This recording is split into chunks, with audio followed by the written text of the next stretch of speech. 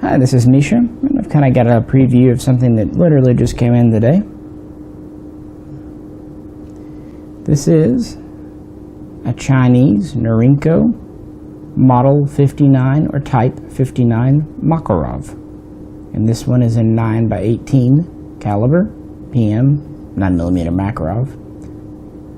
It's just an interesting Makarov variant. It's the one I didn't have. I brought out my other true Makarovs just for comparison's sake. I have my Russian. This is a military version, so this would be a true Makarov PM. 80s production. Here we have a Bulgarian. This is one of the more recent imports. I believe these came in from Lithuania or Estonia.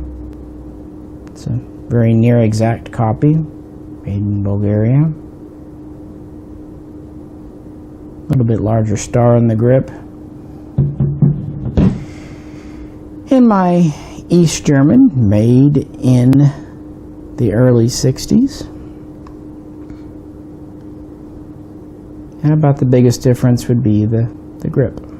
No lanyard staple and no star.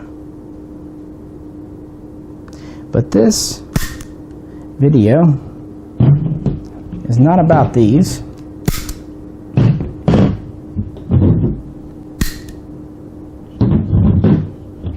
It's about this.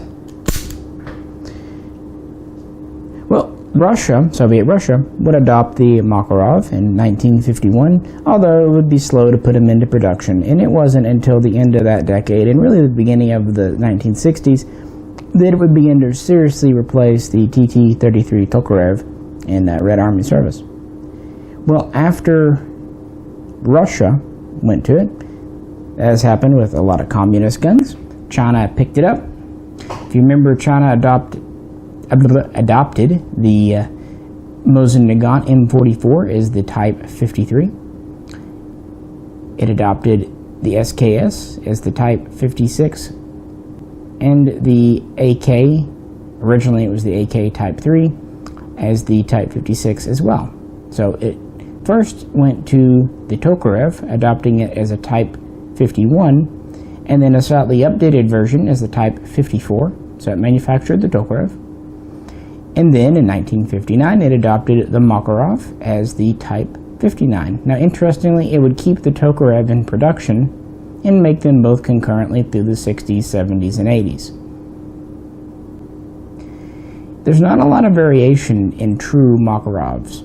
For that, you need to get into the other the other foreign guns, such as the Polish P64 and P83, the various Hungarian guns, including the PA63, and the Czech VZ82. On the table here, we pretty much have the 4, and if you want to count unified Germany, that would make 5 actual manufacturers of the authentic pattern. The Chinese version is pretty much the same as the rest. I've read people saying online that the Chinese had better fit and finish, so on and so forth, harder steel. I don't buy that, really. It seems very well made, I agree.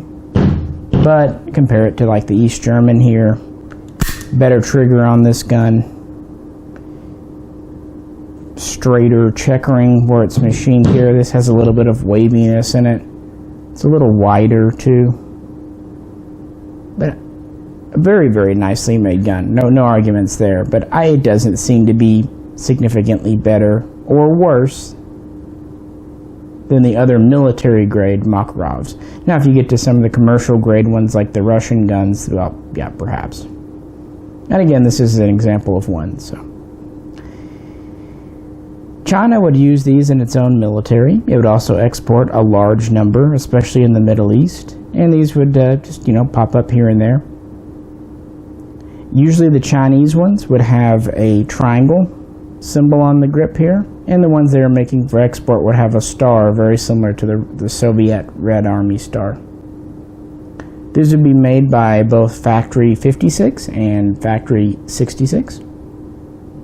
And as with pretty much anything Chinese, we really don't know production numbers. Many, I'm sure. As to how these came into the USA, they really only were brought in during the 90s. Some claim as early as 89, but most people seem to say 92 was the first year. Beta Arms was the importer, and these would come in until the sanctions against China that were imposed in 94, and then Beta and other distributors would sell off their stock until 95, 96, much like what happened with the Russian Makarovs. So there are not many in the country, because a 9x18 pistol was simply not that popular this early on in America. The cartridge was quite uncommon. Now, some were brought in 9mm Kurz, 380, but the majority seem to be in Makarov. Now, if you notice, we have this thumb rest grip. This was for import points. The 1968 Gun Control Act implied a sporting clause for handguns, and to get the Makarov to meet, it had to have a couple more points. So what they did for the Chinese guns, they added this thumb rest grip. Many Bulgarian guns would also come in with a thumb rest grip, and then usually have the military grip loose in the box, but these are surplus. These were actually brand new guns. Russian guns, the commercial ones, would actually have adjustable target sights rather than thumb rest grips. That's how they got enough points. So that's why this is here. We still have the lanyard ring at least. We still feed from the standard 8-round detachable mag, Makarov mags. It takes regular Makarov parts, typical safety, decocker, double, single action trigger, trigger guard takedown, you know the drill. Very, very standard Makarov, but unique for being Chinese. So I just thought we would share. There's not much out there on the internet. We do have a video on Makarov history and other things, so for more of that, check that out. And I'm sure this will appear in some shooting videos, but as I said, it just came in today, and I wanted to share something pretty rare today in America. Again, they were not very commercially successful, and they were only brought in for about 3 years, and then there were very strict sanctions put against China. So they probably would have been very popular if they were imported just a few years later when 9x18 became popular in the US, but unfortunately that did not happen.